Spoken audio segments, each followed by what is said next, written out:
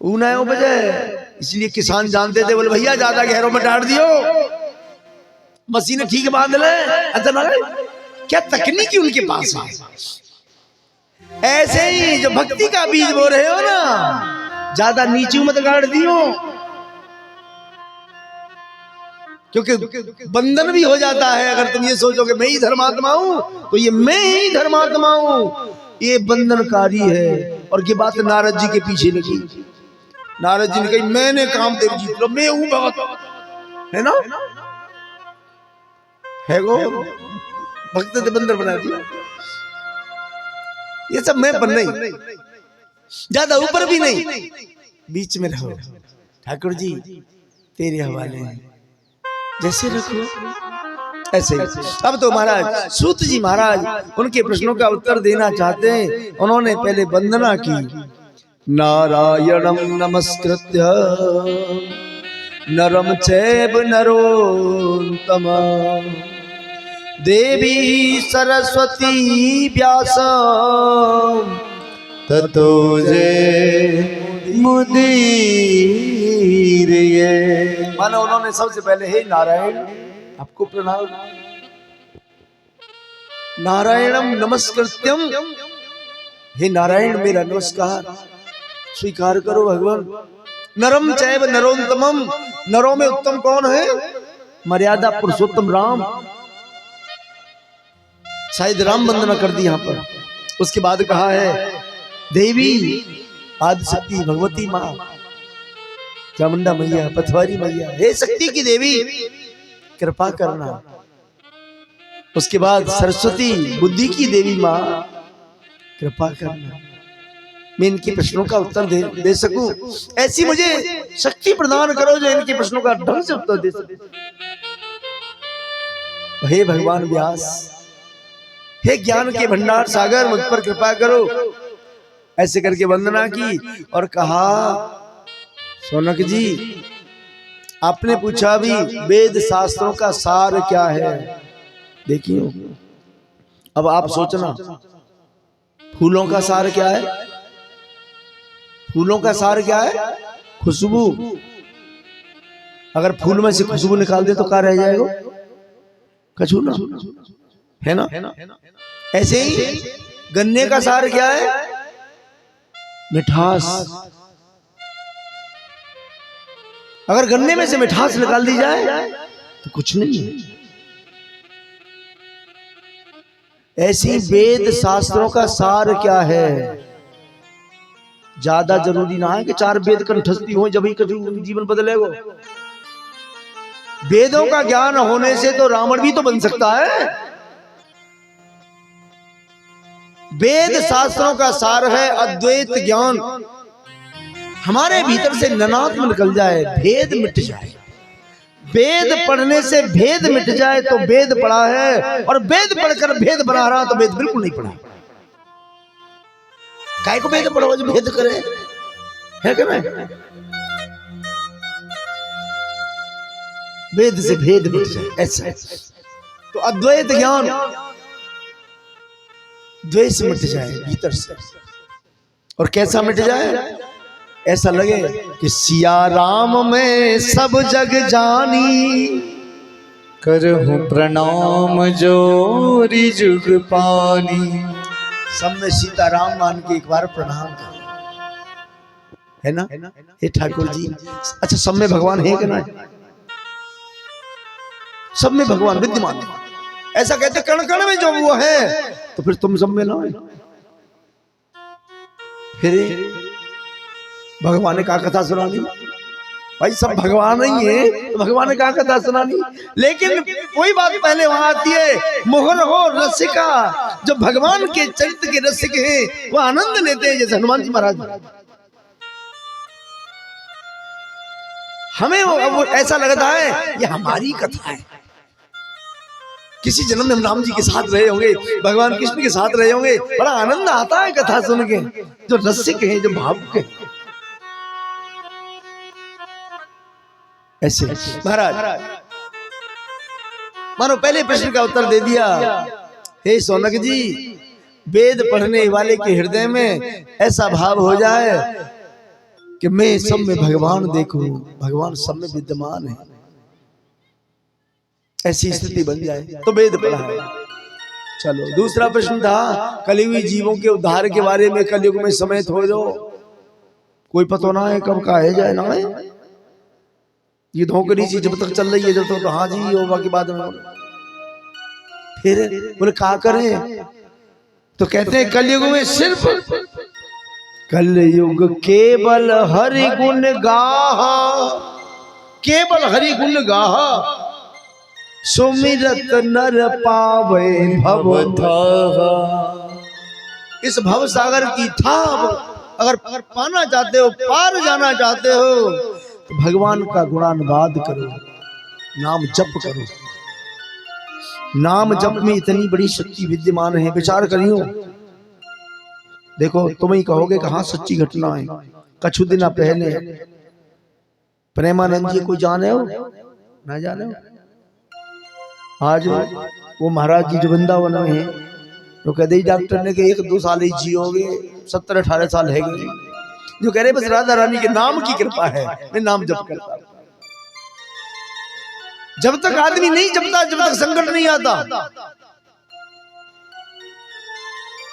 और कुछ भी नहीं होना, बाल बांका नहीं हो सकता। नाम जप में बहुत शक्ति है, बस मस्त है, निर्द्वंद है, नित्य सत्य, जो नित्य है सत्य है वही तो निर्द्वंद हो सकता है, पर सत्य निर्द्वंद होता है साहब, झूठ नहीं। ऐसे दूसरे प्रश्न का उत्तर देते हैं कि कलयुग में भगवान का गुणानुवाद करो, कीर्तन करो, जितना बन जाए। इसलिए बार बार कथा में कीर्तन बुलवाते हैं, आलस्य न आ जाए, प्रमाद ऐसी स्थिति न बने। महाराज दूसरे प्रश्न का उत्तर दिया। अब तीसरा प्रश्न है, कहते हैं भगवान अवतार ले, सो जी जो शक्ति है वो अवतार लेती। बोले हाँ, क्यों भगवान अवतार ले तो क्यों लेते? आप तो सोच रहे होगे बोले यालियां ले दुष्टन ने मारे को ना, भगवान दुष्टन के लिए करुणाया में रामचरितमानस में लिखा है कि विप्रधेन सुर संत हित लीन मनुज अवतार, निज इच्छा निर्मित तन माया गुण गोपाल। कहते अपने भक्तों के लिए, ब्राह्मणों के लिए भगवान आते हैं। जागृहे पौरुषम रूपम भगवान महदादिवी। भगवान जब अवतरित होते हैं तो पुरुष रूप से अवतरित होते हैं। वेद कहता है ततो विराट जायत विराजो अधिपूर्वकः, वो आदि शक्ति पुरुष रूप से प्रकट होती है। कैसे देखियो तो कहा है बहुत सुंदर सर, भगवान ने श्री कृष्ण ने कहा है अर्जुन से, अर्जुन यदा यदा हि धर्मस्य ग्लानिर्भवति भारत अभ्युत्थानम धर्मस्य तदात्मानं सृजाम्यहम् परित्राणाय साधूनां विनाशाय च दुष्कृतम् धर्म संस्थापनार्थाय संभवामि युगे युगे। सुंदर कहा है भगवान ने, अर्जुन संतों के लिए, भक्तों के लिए, धर्म के लिए मैं आता हूं। और इसको बिल्कुल हिंदी कर दिया है तुलसी बाबा ने, कहा है जब जब होई धर्म के हानि बढ़ी असुर अधम अभिमानी हो करई अनीति जाई नहीं बरनी सीधहि विप्रधेनो सुरधरनी तब तब धारे प्रभु विविध शरीरा हरहि कृपा निधि सजन पीरा, हरहि कृपा निधि सजन पीरा। गोविंद भगवान की जय। महाराज अब तो कह रहे हैं कि जब जब होए धर्म की हानि, जब धर्म की हानि होती है, धर्म का हिरास होता है, विचार करियो, और वो आज हो रहा है। अब जितना धर्म का हिरास हो रहा है, अब उससे पहले ऐसा नहीं हुआ कभी। आज धर्म को खिलौना बना लिया है लोगों ने, व्यवसाय बना लिया है। जहां देखो वही सब इसी आड़ में। जब जब होए धर्म की हानि, धर्म का हिरास होता है। आज लोगों का भाव इधर से हटता जा रहा है, विचार करियो। ना हटता जा रहे हो, माथे पे तिलक कहां गए हो? अगर तुम अपने धर्म के धर्मात्मा बनो हो तो माथे पे तिलक चुनाए, चोटी चुनाए, कहां गए तुम? पहले हर ब्राह्मण के हर व्यक्ति ज्यादातर चोटी रखते थे, जनेऊ रखते थे, माथे पर त्रिपुंड, ये जो भी तिलक होता था, कहां गया? एक भीतर बात गड़ी पड़ी है, बोले ना ये छोटी जाति को, मैं बड़ी जाति, मैं ब्राह्मण हूं, ठाकुर है, क्या है इसे? कहां टके पड़े? ये शरीर है मात्र, आत्मा न ऊंच है न नीच है न शूद्र है। क्या क्या पढ़ा है, क्या समझा हमने? एक नूर से सब जग उपजा, कौन भले को मंद। एक नूर से संसार में वही विद्यमान। हम जातों पर अटक गए, हम वर्णों पर अटक गए। इसलिए कह रहे हैं धर्म का हिरास होगा। और कैसा हिरास होगा कि बाढ़े असुर अधम अभिमानी। ऐसे असुर होंगे जो झूठ बोलेंगे। असुर उन दिन आएंगे। अच्छा तुम विचार करियो, क्योंकि राक्षसन के वहां पे सिंह हो करे जी, राक्षसन के सिंह हो, फोटो में दिखाई करे राक्षसन के सिंह हो। तो राक्षसन के सिंह हो तो ऊंचे खानदान वाले के माथे पे चंद्रमा चुनाए हुए। भाई ऊंचे खानदान को जाओ, ये बड़े खानदान के महाराज आ रहे हैं साहब, इनके माथे पे चंद्रमा होना चाहिए, क्यों नहीं है? ऐसे ही है। इसलिए कह रहे हैं जो झूठ बोलता है, अधम अभिमानी है, वो असुर है। करे अनीत, जो अनीति कर रखी है उसका वर्णन नहीं किया जा सकता। देखो अनीति कैसी है रही है, देख ध्यान से सुनियो ने कि सीदहि विप्रधेन सुर धरनी। आज जितनो हिरास हो रहा है ब्राह्मण को, है ना, ऐसी गैयन को, गैया बारी बारी जो लेखे तलब खामट पीट दे। अच्छा सोचियो, दूध पी की गैया छोड़ दी तुमने, है ना,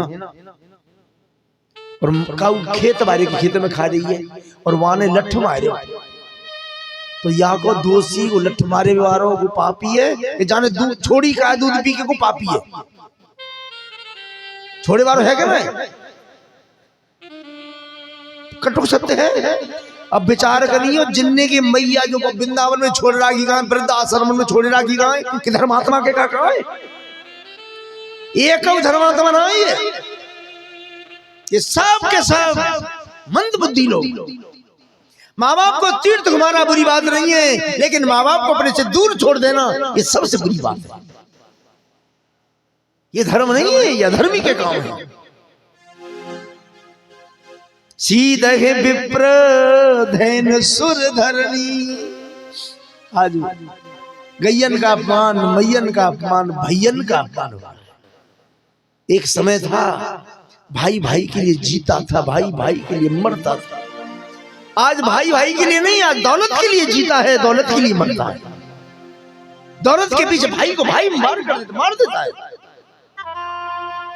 रामचरित में देखो, अगर रामचरितमानस पढ़ा है उसमें देखिए, एक राम जी को वनवास हुआ, ये मान लो राम जी एक राजा के बालक हैं, एक राजकुमार को वनवास दे दिया तो सारी अयोध्या उनके पीछे होली।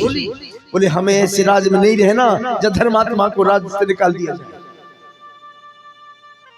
सबने संपत्ति की ठोकर मार दी, और ये बात उनके भाई को पता चला तो भाई ने भी राज को ठोकर मार दी। ये है रामचरित। वो था, वो समय था। आज हमें सिर्फ दौलत दिखती है, भाईचारा नजर नहीं आता। वो क्या गया लोगों को। और ये तुम हम सब जानते हैं कि ये दौलत संग नहीं जाएगी, जिसके पीछे झूठ बोल रहे हैं वो संग नहीं जाएगा, फिर भी बोल रहे हैं। अच्छा देखिए, जनके 4-4 बहू बेटा सब कुछ, कितनी मैया सुखी है। एक आध मैया की तो कहना है सुखी, जो ताजी रोटी गरम गरम खा रही होगी, और नहीं तो बड़े बूढ़े सब बादम पूछी जाए, अरे पूछियो डोकरी रोटी खाई ना खाई, खाई जाती है मरचा रोटी खा ले के लिए, और बैठे रहे यहाँ ऐसे हो। माँ की साड़ी सरवट पड़ी है, खुद की साड़ी ड्राई क्लीन होने जा रही है। कह रहे हैं पंडित जी हमें तो कभी फल ना मिला है भागवत को, कहाँ करे। हाँ तूने सत्कर्म किया कब, तूने सत्यपात्र को जाना कब, तूने भगवान को माना कब। सबसे बड़ा भगवान कोई है तो माँ बाप, उनसे बड़ा कोई भगवान है ही नहीं। जिसकी नजर में है वो माने, मेरी नजर में तो यही है कि माँ बाप से बड़ा भगवान नहीं है। पहले इनको समझ लो, उसके बाद में वो तो ऑटोमेटिक समझ में आ जाएगा। अच्छा सोच रहे होंगे कैसे, जब सब में भगवान है तो माँ बाप में भगवान ना है, ये बताओ। अभी कह रहे सिया राम में सब जगह सब में भगवान है, बोले है क्या ना, बोले हाँ, तो माँ बाप में है क्या ना, बोले हत्या है, तो फिर काय को अपमान करो, चुनाए बोलो, क्या बिगाड़ दिया है। अरे वो मंदिर में जाने से भगवान नहीं मिलेगा, पहले घर के भगवान को रिझा लो, फिर मंदिर वाले को रिझाना बाद में। बोले वहां के हरिलाल की, ऐसे पहले रिझाना तो इनका है। आज कहीं कितना भी यज्ञ कर लेना, कितना भी तप कर लेना, अगर माँ बाप को सुख नहीं दे सके तो वृथा है, ये सब आडंबर मात्र, बिल्कुल आडंबर। चलो महाराज, उसके बाद कह रहे सीधे विप्रधन सुर धरनी, तब तब धर प्रभु विविध शरीरा, हरहि कृपा निध सज्जन धर्मात्मा। संतों की पीड़ा को हरण करने के लिए भगवान, भागवत में 24 अवतारों का वर्णन है। भगवान कभी ऋषभ देव के रूप में प्रकट होंगे, कभी पृथु के रूप में प्रकट होंगे, कभी मत्स्य रूप धारण करेंगे भगवान, कभी कूर्म रूप, कभी बारह रूप, कभी वामन रूप, राम कृष्ण महाराज, ऐसे व्यास भगवान के अवतार हैं। इन्होंने 17 पुराण रचे, थोड़ा ध्यान से सुनियो।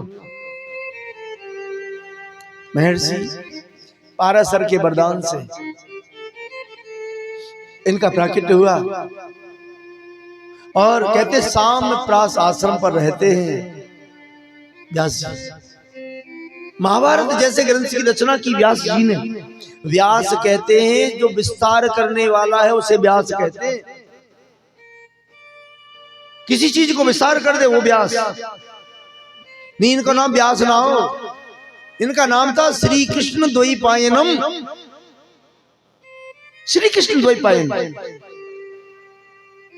जिन्होंने महाराज पुराणों की रचना की, अपने पुत्रों को पढ़ाया, शिष्यों को पढ़ाया, बड़ी सुंदर पारंगत हुए। उसके बाद एक दिन की बात, ये अपने साम्य प्रास आश्रम पर ऐसे बैठे और उदास बैठे। देखिए भगवान के अवतार हैं, उदास हैं, क्यों? सोच रहे मैंने पुराणों की रचना की लेकिन मन में शांति नहीं गई, क्यों नहीं गई?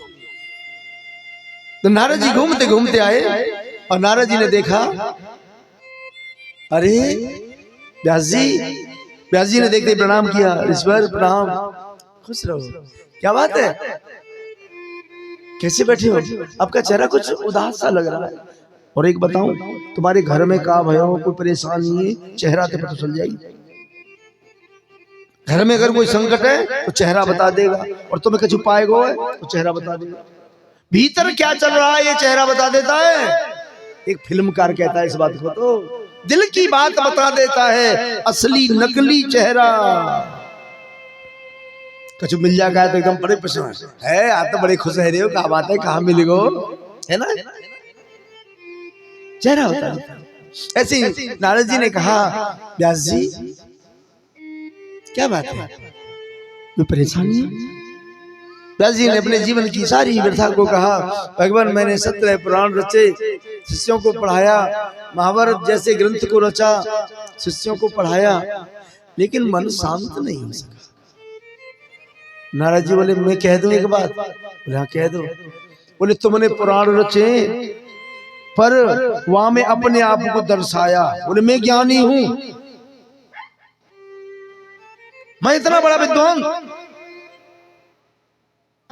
तुमने अपने आप को दर्शाया है। तुमने ऐसे शास्त्र की रचना नहीं की जो भगवान के रस में ओत प्रोत से डूबा हुआ हो। ऐसे ग्रंथ की रचना करते हैं ना। और सुनो व्यास जी, वो ज्ञान ज्ञान नहीं है, अज्ञान है। जिस ज्ञान से ईश्वर से प्रेम न हो वो अथोता ज्ञान है।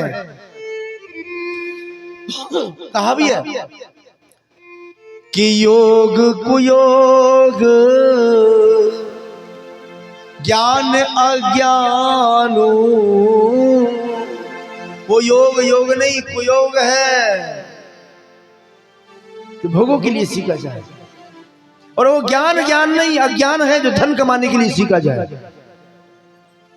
नहीं जहाँ राम प्रेम परिधान, जब तक ईश्वर से प्रेम नहीं है वो थोता ज्ञान किसी काम का नहीं। चाहे तुम 17 पुराणों की चले 2700 पुराण रच दो, थोता ज्ञान है।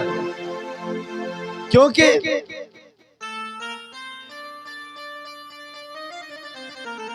राम प्रेम बिन सोह न ज्ञानू, परमात्मा के प्रेम के बिगर ज्ञान शोभा नहीं पाता।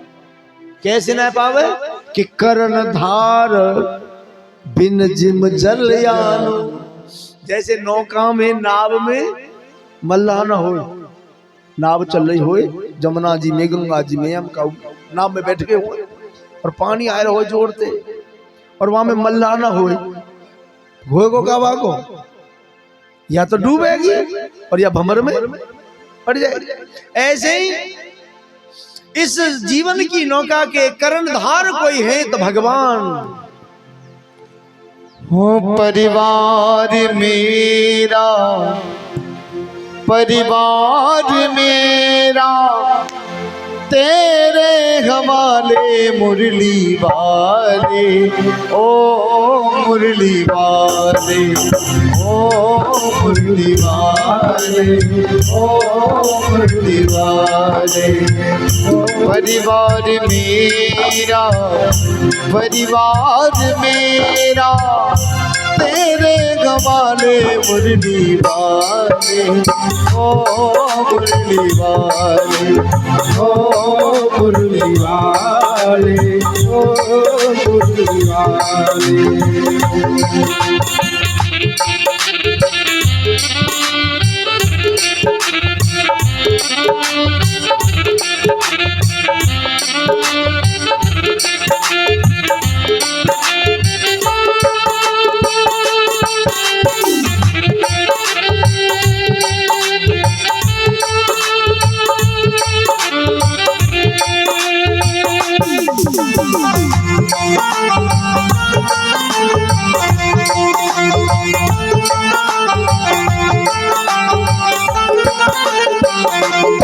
चलना सा साथ साथ गाना मेरी राहों में, हो चलना साथ साथ गाना मेरी राहों में। अगर गिर न जाऊं कहीं उठा लेना बाहों में, अगर गिर न जाऊं कहीं उठा लेना बाहों में।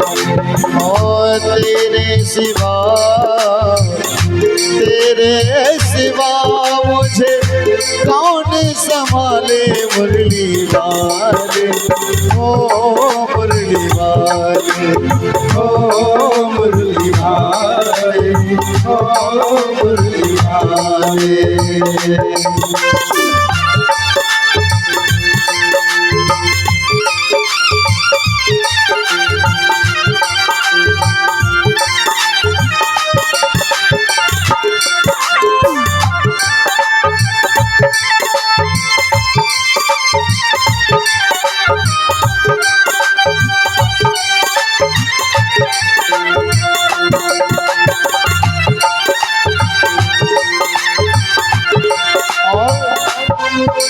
कहना है कन्हैया से प्रभु,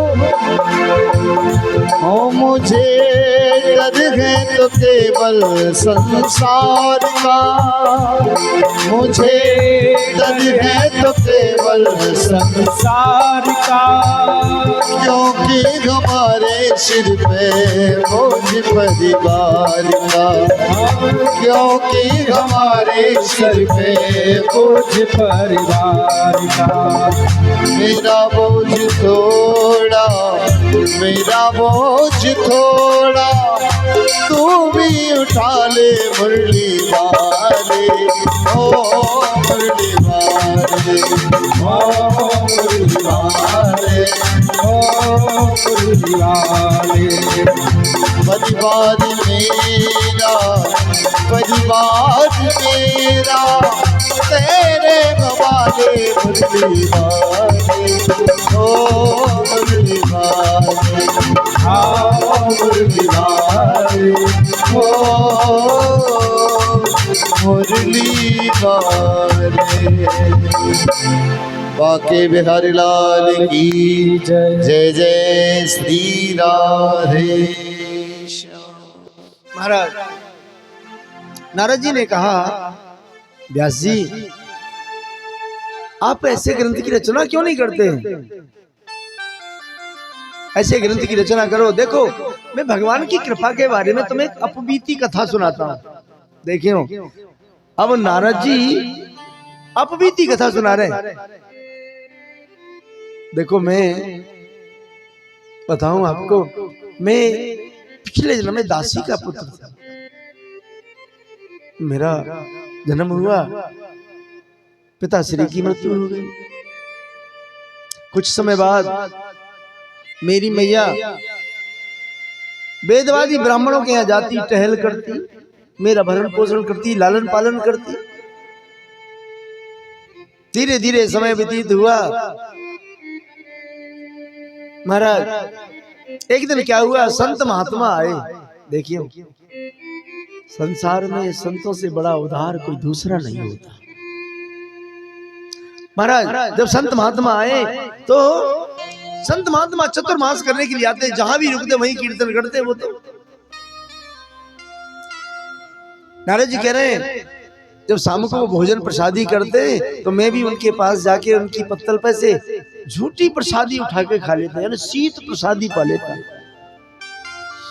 संत महात्मा पहले तो अपनी पत्तल पर छोड़ते नहीं है, और अगर छोड़ दिए तो जान लेना शायद आप अगर उनके सामने बैठे तो उस प्रसादी को पा लेना। वो शीत प्रसादी मुश्किल से मिलती है। आपने देखा होगा महात्मा तो अपने पात्र को धो के पी जाते हैं। जो कि महात्मा खाओ मन भर पर छोड़ो मत कण भर, एक कण भी मत छोड़ो। अपने हाथ को भी धो के ऐसे धोएंगे, देखना आप कभी खाते हुए ऐसे धो लेंगे, उसी पात्र को पी जाएंगे। ऐसे संतों की स्थिति है महाराज। तो ऐसे महाराज कहते मैं शीत प्रसादी पाता, मेरा मन बदल गया। नारद जी कह रहे मेरा मन बदला, और जब मन बदल गया तो मैं एक दिन बोला, बाबा संत महात्मा बोले हाँ बेटा बाबा मेरा मन करता है मैं आपके साथ चलूं, मुझे आप अपने साथ ले चलेंगे। संत महात्मा बोले बेटा अभी तुम्हारे पास मात्र ऋण बाकी है, क्योंकि बिना माँ की आज्ञा के तुम संत नहीं बन सकते हो। जब तक घर में माँ है यही भगवान है, सब कुछ यही है। महाराज अब तो एक काम करो, हम तुम्हें मंत्र बताते हैं, घर में रहना भजन करना। ओम नमो भगवते वासुदेवाय मानो ये मंत्र दे दिया और भजन करते। धीरे धीरे समय व्यतीत हुआ। कहते एक दिन मैया गौ दोहन के लिए गई और कई सांप ने डस लिया, मैया की मृत्यु है। नारद जी कह रहे व्यास जी में क्या करता, छोटा सा था। गांव वालों ने ही सारी कार्य क्रिया करी। उसके बाद मैंने सोचा अब मैं मात्र ऋण से भी मुक्त हो गया। कहते यमुना किनारे निधवन के समीप वहां जाकर बैठ गए और भजन करने लगे और तप किया। भीतर वो झांकी का अनुभव हुआ, भगवान बाहर नहीं है। कहते हैं भीतर है प्रभु तेरा तू मन लगा के देख, अरे अंतःकरण में ज्ञान की ज्योति जला के देख। अपने अंतःकरण की ज्योति को जला के देख, मिल जाएंगे प्रभु तुझे बस इस उपाय से। अरे संतों की वाणी को तू आजमा के देख। संतों की वाणी है, कभी संतों की बात आजमा के तो देखो मिलते हैं कि नहीं। ऐसे ही नारद जी मानो दर्शन किया भगवान का अंतःकरण में। कुछ देर बाद पीछे झांकी लुप्त है गई। महाराज फिर उन्होंने बलपूर्वक प्राणवायु को केंद्रित किया, लेकिन झांकी का दर्शन नहीं हो सका। आवाज हुई अरे पुत्र नारद तप करो तप करो, और ऐसे तप करते करते जीवन बिताओगे, अगली बार मेरे खास पार्षद बन के आओगे। नारद जी कह रहे मेरा जीवन पूर्ण हो गया। उसके बाद मैं जब प्रकट हुआ तो ब्रह्मा का प्रथम पुत्र नारद के रूप में प्रकट हुआ। एक दिन कह रहे मैंने अपने पिता महाराज ब्रह्मा जी से पूछा पिताश्री कल्याण को मार्ग बताओ, कल्याण कैसे होगा, उद्धार कैसे होगा। तो ब्रह्मा जी बोले बेटा कल्याण का मार्ग तो भगवान नारायण है, बस उनका आश्रय लो। मैं तुम्हें उनके बारे में अपविति बताऊं। अब देखिए ब्रह्मा जी कह रहे हैं मैं तो अपविति बताऊं, नारद जी कह रहे हैं व्यास जी से मैं अपविति आपको बता रहा हूं, और सूत जी सौनक जी को कथा सुना रहे हैं। भाई देखिए समझना दृष्टिकोण को। सूत जी कथा सुना रहे हैं ऐसा हुआ, और मैं सभा में बैठा था और ये बातें मैंने सुनी। हम तो क्या करें साहब, मैं वहां साहब आज जगह पंचायत में की बात वो कह रहे हैं, और ये बातें ऐसी सूत जी कह रहे हैं सौनक जी से। महाराज ब्रह्मा जी कह रहे हैं पुत्र नारद देख एक कमल था, कमल पर मेरा आसन, मैंने आधार को खोजना चाहा, आधार नहीं मिला। जब आधार नहीं मिला तो आवाज हुई अरे ब्रह्मा विधाता तप करो तप करो तप तप। ऐसे में बैठकर तप करने लगा। बाद में फिर भगवान नारायण ने मुझे दर्शन दिया और अपनी चतुर्श्लोकी भागवत का ज्ञान दिया।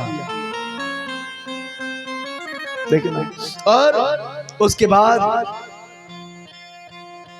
कहते वो मूल जो भागवत चार मंत्रों में भगवान नारायण ने अपने मुख से ब्रह्मा जी को कही, ब्रह्मा जी बता रहे हैं नारद जी को, और नारद जी बता रहे हैं व्यास जी को। सने सने है भगवान के मुख से सीधी निकली वाणी है भागवत कथा, जैसे गीता है।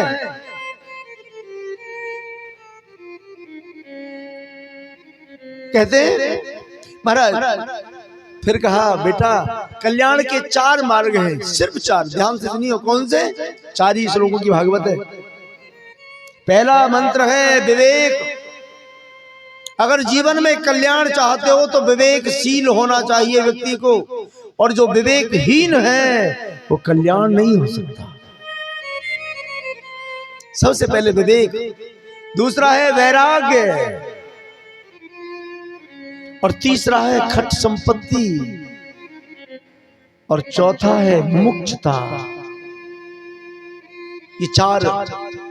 अब आप समझेंगे कैसे। विवेक किसे कहते हैं? किताब पढ़ने ले को विवेक नहीं कहते। वेदों का ज्ञान हो जाना विवेक नहीं है। बढ़िया मंत्र बोल देना ये विवेक नहीं है। बोल और क्या है?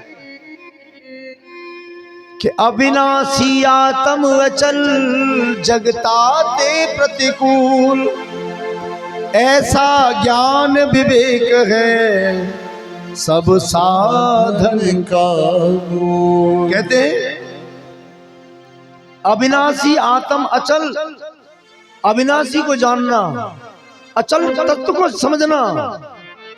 अब सोचियो कि शरीर अविनाशी है या शरीर में रह का वो अविनाशी है? शरीर तो विनाशी है, इसमें तो परिवर्तन होता है। जो अचल सत्ता है ये समझ लेना। नित्य क्या है, अनित्य क्या है? हम नित्य नहीं है, लेकिन इसमें रहने वाला वो सदैव रहेगा। भगवान ने कहा है गीता में, अरे अर्जुन न जायते मृते वा कदाचन, न उसका जन्म होता न मृत्यु होती। वो ऐसा तत्व है, वो ऐसा अविनाशी है। तो इसको जानना वो विवेक है महाराज। दूसरा है वैराग्य। अच्छा वैराग्य कहते कि सोचिए ना, घर छोड़ के चले जाने को वैराग्य कहे? नेक भजन करोगे तुम, वैराग्य अमल लगेगा। वैराग्य तो स्वभाव है। क्षणिक वैराग, ये सत्य तो वैराग। क्षणिक वैराग है, थोड़ा सा वैराग आया और बस घर छोड़ के बोले भैया करो या दुनिया में, क्षणिक वैराग है। लेकिन सतत वैराग है, कहते हैं लौकिक और पारलौकिक सुख। ये संसार का लौकिक सुख है, थोड़ा सा समय तुम्हें सम्मान मिल गया, चार लोग तुम्हारी वाह करने लगे, थोड़ी सी सिद्धि मिल गई, ये लौकिक सुख है। पारलौकिक सुख, उस लोक में जाके देवता भी बन गए तुम मानो तो क्या बने? कुछ नहीं, कुछ भी नहीं, नथिंग। स्वर्ग स्वल्प अंत दुखदाई, स्वर्ग के बाद में अंत में नीचे इधर ही आना पड़ेगा। फिर क्या करें? विचार करना। विशेष वैराग्य है, लौकिक और पारलौकिक सुख को त्याग दो, ठोकर मार दो।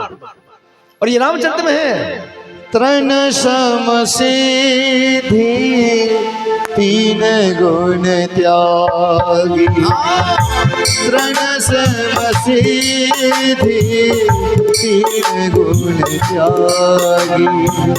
त्यागी, सो परम विरागी,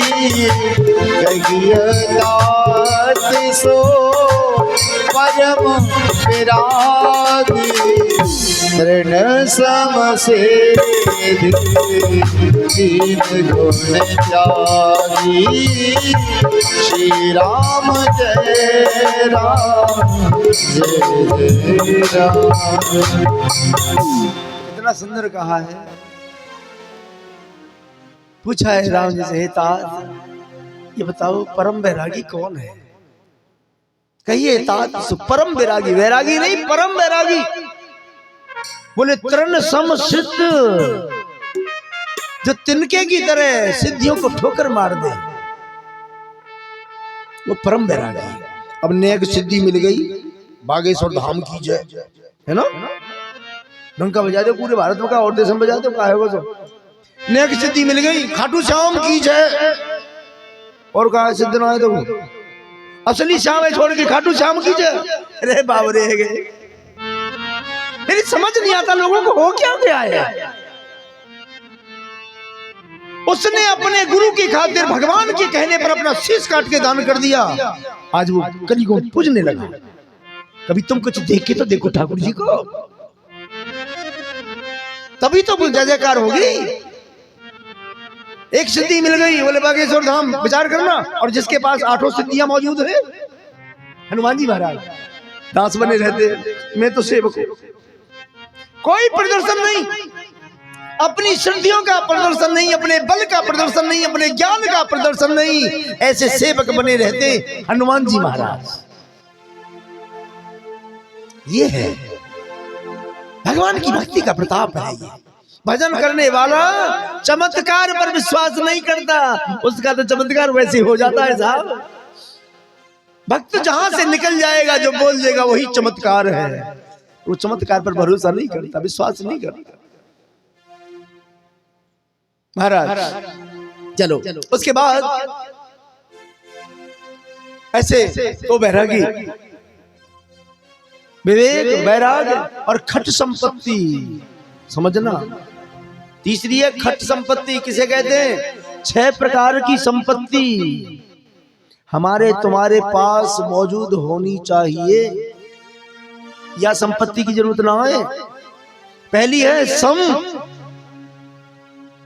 दम, उपरति, तितिक्षा, श्रद्धा और समाधान। ये 6 संपत्ति है। और यही बात विभीषण ने रावण से कही थी, भैया कि जहां सुमति तह संपत्ति नाना, और जहां कुमत तहां विपत्ति निदाना, तब और कुमत बसी विपरीत। तेरी भीतर कुमति बसी है, तू हित भी नहीं जानता रे। ये 6 प्रकार की संपत्ति कौन सी? सम, पहले शाम शांत हो जाओ, सम हो जाओ। यद्यपि सम नहीं राग न रोष, हमें सम होना ही तो नहीं आता। ने काउन के झुके दई कोई देखोगा हम देखे भाई, बस भजन करो, काय को भजन करो, थोड़ा शांत हो जाओ। कोई बात नहीं, किसी ने कुछ कह दिया, भगवान फिर भी उस पर कृपा करें भाई, क्योंकि वो दुनिया है। जब राम सीता के बारे में बोल सकते हैं तो लोग हमारे बारे में भी बोल सकते हैं। सम हो जाओ, यानी बिल्कुल शांत होते चले जाओ। बाध्य विषयों में आश्रय नहीं लेना। दूसरी संपत्ति है दम, दमन करो, हर इंद्री को दमन करो। इन आंखों से माँ देखो, बहन देखो, बेटी देखो, बाप देखो, ये आंखों का दर्शन है।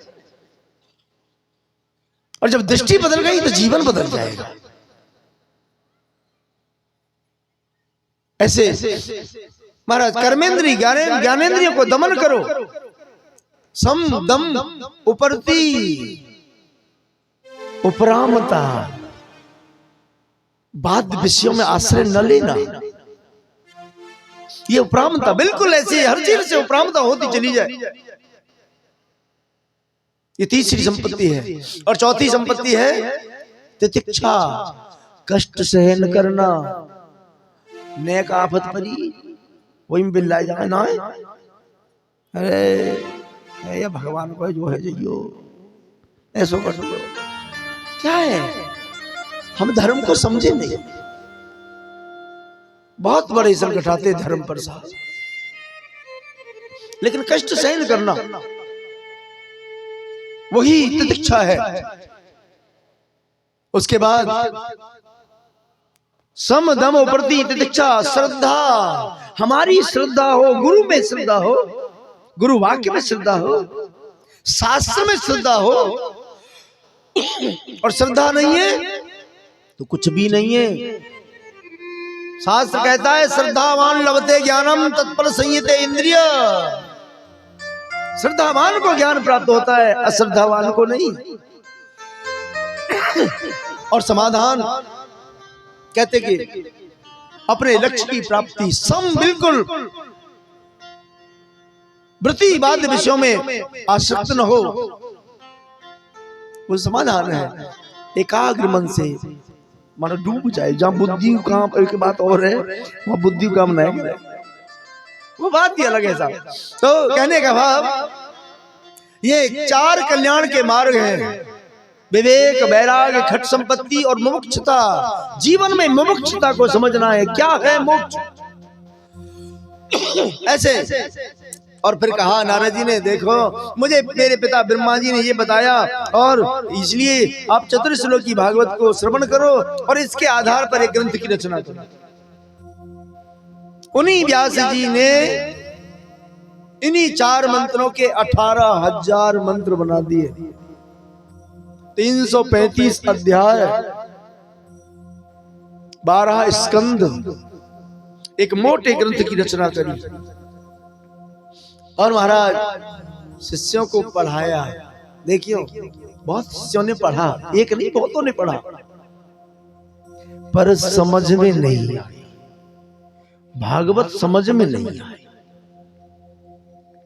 फिर ध्यान किया भगवान व्यास ने, बोले इसे कौन समझ सकता है? बोले जिसने अमर कथा सुनी होगी, वो सुख स्वरूप जिसने भगवान भोलेनाथ के द्वारा, उन्हीं ऐसा लिखा है एक जगह, मैं संतों की बातें कर रहा हूं, संतों के मुखार बिंदु की, कि व्यास भगवान ने 50,000 सुखदेवों का आह्वान किया, लेकिन सुनने में असमर्थ, समझने में असमर्थ रहे। फिर वो सुखदेव आए जिन्होंने भगवान शिव के द्वारा, कहते कि जो अमर कथा को सुना था, जिसके पीछे पीछे व्यास जी दौड़े चले आए मारने के लिए, बोले इसने चोरी से अमर कथा सुनी है। वही सुखदेव भगवान निर्विकारी, बोले सुखदेव भगवान की। उन्हीं सुखदेव ने उस कथा को श्रवण किया और बाद में फिर राजा परीक्षित को सुनाया था। बोले महाराज, कहने लगे राजा परीक्षित ने क्यों सुना, क्या हुआ उसे? तो कह रहे ये तब की बात है, और थोड़ा ध्यान से सुनना। कहते